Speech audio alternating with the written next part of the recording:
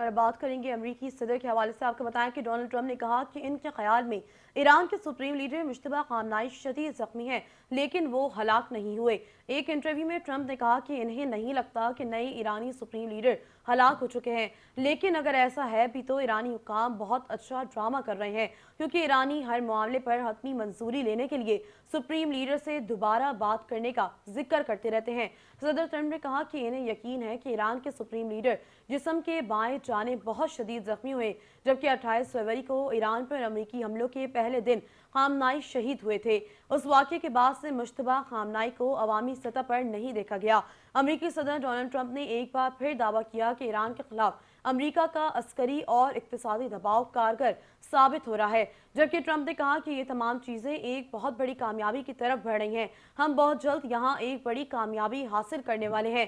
امریکی صدر نے اس بات پر بھی زور دیا کہ آبنائے ہرمز اب در حقیقت مکمل طور پر کھلی ہے۔ انہوں نے دعویٰ کیا کہ آبنائے اب کھلی ہیں، اب ہم بہت سے بحری جہاز اس آبنائے سے گزار رہے ہیں، تمام بارودی سرنگیں اب ختم کر دی گئیں۔